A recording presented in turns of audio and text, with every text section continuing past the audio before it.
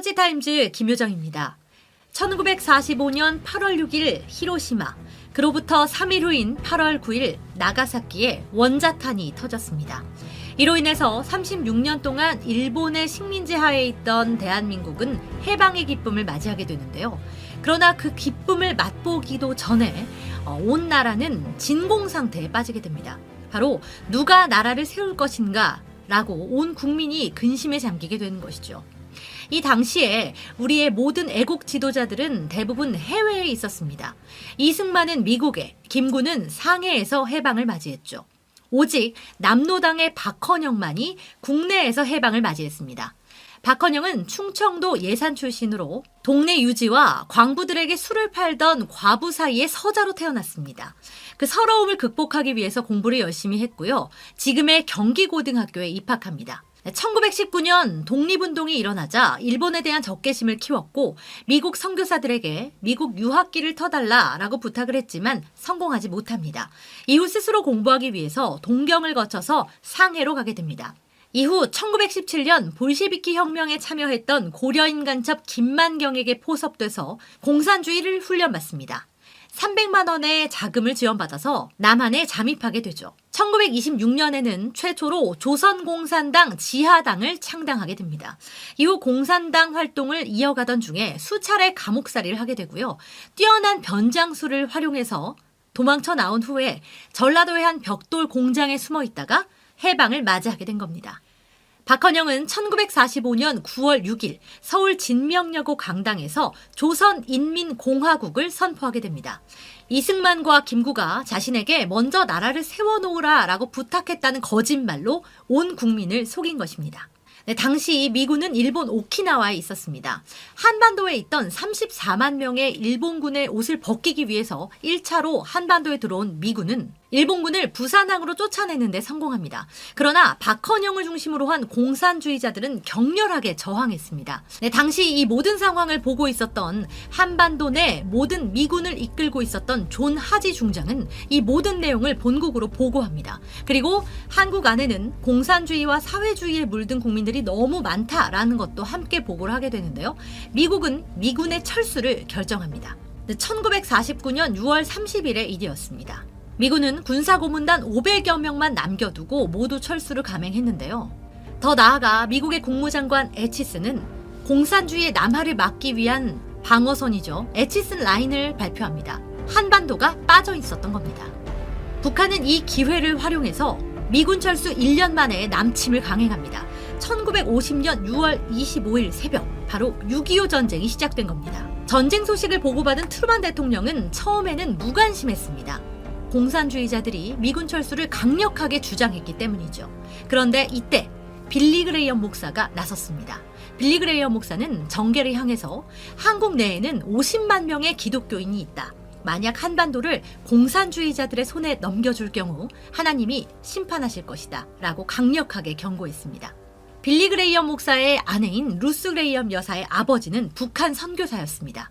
루스 그레이엄 여사는 북한의 함흥에서 출생을 했는데요. 이 부부가 얼마나 대한민국을 뜨겁게 사랑했는지 알 수 있는 대목입니다. 마음을 바꾼 트루만 대통령은 유엔 총회를 소집하고 2차로 미군을 한국에 투입하기로 결정합니다. 이 시각 북한 인민군은 전쟁 시작 3개월 만에 낙동강까지 진격해 있었습니다. 그런데 메가더가 인천 상륙작전을 성공하게 되고요. 인민군은 북한으로 쫓겨나게 됩니다. 그러나 통일되기 직전 중국의 인민군의 개입으로 지금의 휴전선이 결정되게 된 것입니다. 북한은 오늘까지도 끊임없이 간첩들을 투입하고 남한 내에 노동자들과 시민, 교수들과 정치인들을 포섭해서 남한의 체제를 붕괴시키려고 시도하고 있습니다. 그러나 대한민국은 이승만 대통령이 세워놓은 4개의 기둥이죠. 자유민주주의와 자유시장경제, 한미동맹과 기독교 입국론에 입각해서 70년을 이어왔습니다. 그리고 오늘날은 세계 10위권의 경제 대국의 반열에 올라섰습니다. 반면 북한은 공산주의와 사회통제체제, 주체사상을 이어오다가 역사상 유례없는 최고의 거지국가로 전락했습니다. 이 모든 체제와 경쟁은 끝난 것이나 다름없는 것입니다. 하지만 남한 내 주사파들과 전교조, 민노총과 좌파단체가 협력해서 박근혜 전 대통령을 불법 탄핵시키고 미국 내 최고의 한국 전문가 고든창 변호사가 분석한 것처럼 북한이 심은 간첩일 수도 있는 문재인 씨를 대통령으로 만들었습니다. 대통령이 된 문재인은 동계올림픽에서 미국과 일본 등 세계의 지도자들을 불러놓고 북한을 향한 기쁨조의 연설을 쏟아냈습니다. 희대의 간첩 신영복을 존경하는 사상가라고 온 세계 앞에 선포한 겁니다. 제가 존경하는 한국의 사상가 신영복 선생은 겨울철 6월 6일 현충일에는 순국 선열들 앞에서 6.25 전쟁의 전범 중 하나인 김원봉을 칭송하는 사상을 여과 없이 드러냈습니다. 그리고 영부인은 수많은 순국 선열을 내비두고 간첩 윤희상의 묘비에 참배를 하기도 했죠. 문재인이 대한민국을 해체하고 북한에 편입하려고 하고 있다는 의혹은 끊임없이 제기되어 왔습니다. 미국과 일본 등 우군들과 함께하는 해양동맹으로부터 벗어나 북한과 중국, 러시아로 이어지는 대륙동맹으로 편입하려고 하고 있고요. 한미동맹을 파괴하고 소득주도 경제성장이라는 경제정책을 내세워 온 나라를 가난으로 몰아넣고 있습니다. 세계 최고의 기술을 자랑하는 원자력을 폐기 처분시켰습니다. 또 4대 강보를 해체하고 있고요. 외교에도 완전 실패해서 우리나라를 전 세계의 왕따 국가로 전락시켰습니다. 무엇보다 심각한 것은 문재인 안에 있는 사상입니다.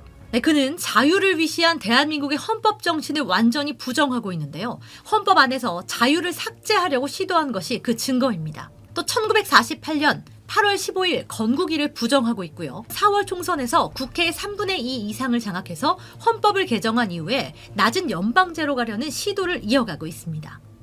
이런 위기 가운데 있지만 저는 대한민국과 한반도가 무너지지 않을 것을 믿습니다. 바로 목숨을 걸고 그 자유민주주의를 수호했던 우리의 선조들처럼 이 자유를 수호하기 위해서 목숨을 거는 이들이 등장했기 때문입니다. 그 중에 한 명이 한기총 대표회장인 전광훈 목사입니다.